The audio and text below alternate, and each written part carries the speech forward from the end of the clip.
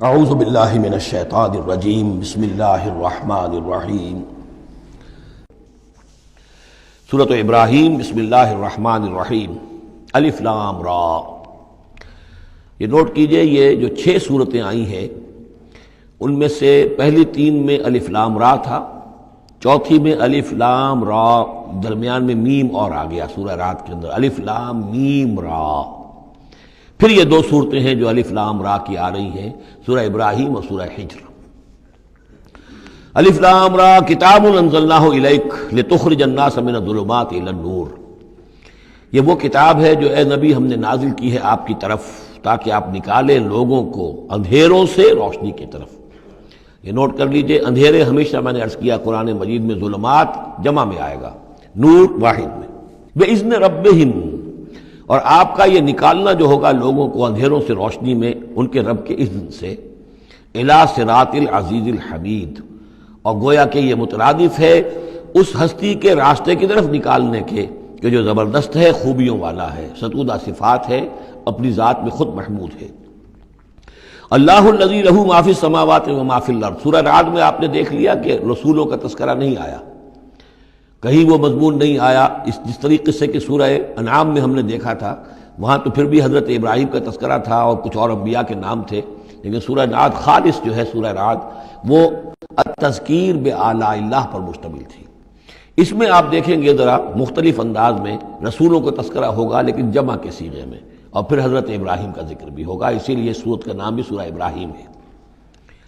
الف لام را کتاب انزلناہ الیک لتخرج الناس من الظلمات الی النور باذن ربہم الی صراط العزیز الحمید۔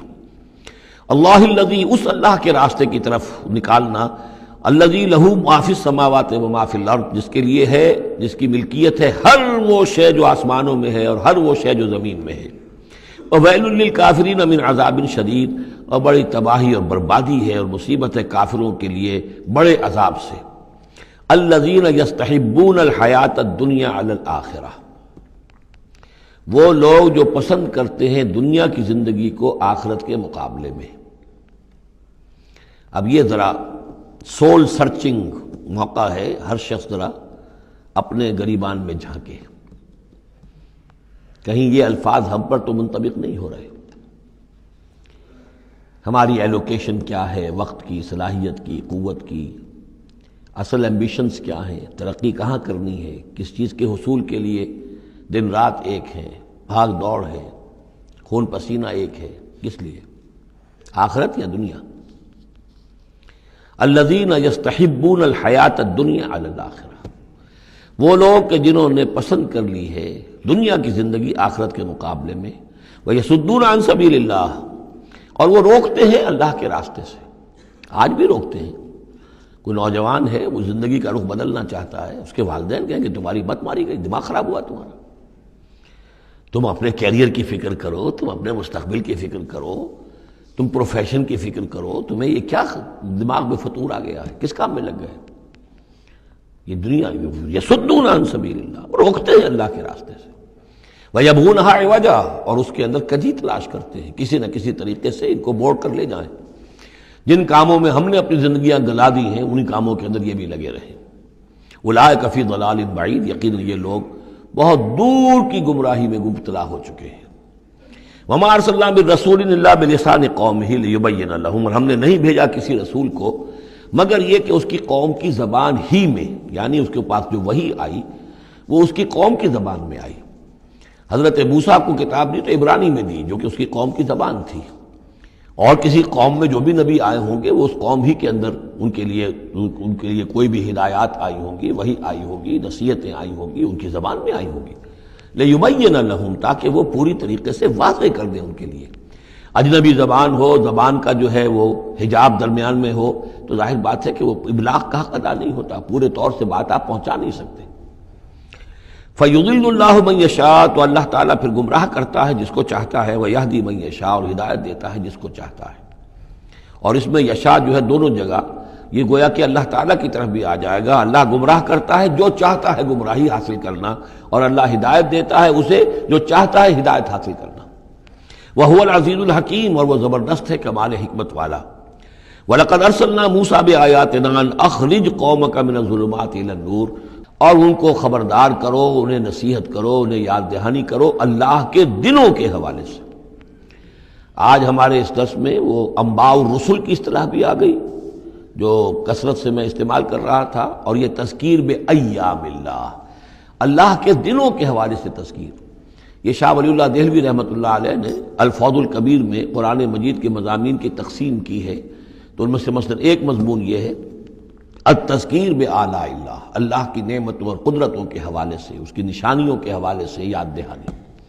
ایک التذکیر بایام اللہ، اللہ کے دنوں کے حوالے سے، خاص وہ دن جن میں اللہ تعالیٰ کی طرف سے بڑے بڑے فیصلے جو ہیں وہ صادر ہوئے اور نافذ ہوئے۔ ان فی ذلک لآیات لکل صبار شکور، یقیناً اس میں نشانیاں ہیں ہر اس انسان کے لیے جو بہت صبر کرنے والا ہو اور بہت شکر کرنے والا ہو۔ صبار اور شکور یہ دونوں جو ہے کمپلیمنٹری ہیں۔ کوئی تکلیف آئے، ناگوار صورتحال ہو تو صبر کرے، کوئی نعمت ہے، خوشحالی ہے، فراوانی ہے، آسان ہے، آرام ہے تو پھر اس پر شکر کرے۔ تو صبر و شکر اور شکر و صبر یہ دونوں جو ہے کمپلیمنٹری ہیں، اور یہ بندہ مومن کے لیے یہ ان دونوں میں سے کوئی نہ کوئی کیفیت اس کی ہر وقت ہونی چاہیے۔ لیکن دونوں میں مبالغے کا صیغہ آیا، صبار اور شکور۔ شکور بھی مبالغے کا صیغہ ہے مفعول کے وزن پر۔ وَإِذْ قَالَ مُوسَىٰ لِقَوْمِهِ اذْكُرُوا نِعْمَتَ اللَّهِ عَلَيْكُمْ إِذْ أَنْجَاكُم مِّنْ آلِ فِرْعَوْنَ، اور یاد کرو جب کہ کہا تھا موسیٰ نے اپنی قوم سے، یاد کرو اس نعمت کو جو اللہ کی ہوئی تم پر، جب کہ اس نے تمہیں نجات دی آل فرعون سے۔ یسومونکم سوء العذاب، وہ تمہیں مبتلا کر کیے ہوئے تھے بدترین عذاب میں۔ وَيُذَبِّحُونَ أَبْنَاءَكُمْ، اور تمہارے بیٹوں کو قتل کر ڈالتے تھے، ذبح کر ڈالتے تھے۔ وَيَسْتَحْيُونَ نِسَاءَكُمْ، اور تمہاری بیٹیوں کو، عورتوں کو زندہ رکھتے تھے۔ وَفِي ذَلِكُمْ بَلَاءٌ مِّن رَبِّكُمْ عَظِيمٌ، اور یقیناً اس میں تمہارے رب کی طرف سے تمہارے لیے بہت بڑی آزمائش تھی۔ وَإِسْتَأْذَنَ رَبُّكُمْ، اور جب یاد کرو جب کہ تمہارے رب نے اعلان کر دیا تھا لَإِن شَكَرْتُمْ لَأَزِيدَنَّكُمْ، اگر تم میرا شکر کرو گے، میرا حق مانو گے، میری نعمتوں کا حق ادا کرو گے تو میں اور دوں گا اور بڑھاؤں گا، میرے خزانوں میں کوئی کمی نہیں ہے۔ وَلَئِن كَفَرْتُمْ، لیکن اگر تم کفر کرو گے، کفران نعمت کرو گے، ناقدری کرو گے، ناشکری کرو گے، تو پھر ان عذابی لشدید، تو یقیناً پھر میرا عذاب بھی بہت سخت ہے۔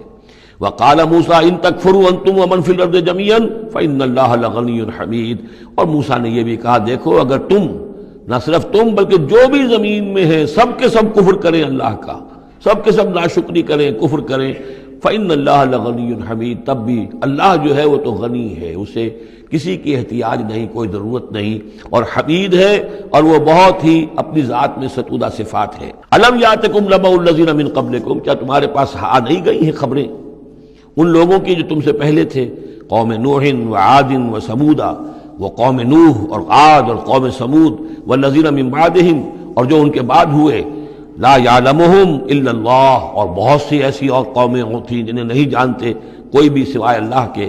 جاءتہم رسلہم بالبینات، ان کے پاس آئے ان کے رسول واضح نشانیاں لے کر، فردوا ایدیہم فی افواہہم، تو انہوں نے اپنی انگلیاں اپنے منہوں میں ڈال لیں، وقالوا انا کفرنا بما ارسلتم به، اور انہوں نے کہا کہ ہم تو جو کچھ تم نے دے کر بھیجا گیا ہے اس پر کفر کر رہے ہیں۔ وانا لفی شک مما تدعوننا الیہ مریب، اور جو چیز کی تم ہمیں بلا رہے ہو جس چیز کی طرف، اس کے بارے میں ہمارے دلوں میں شکوک و شبہات ہیں۔ صدق اللہ العظیم۔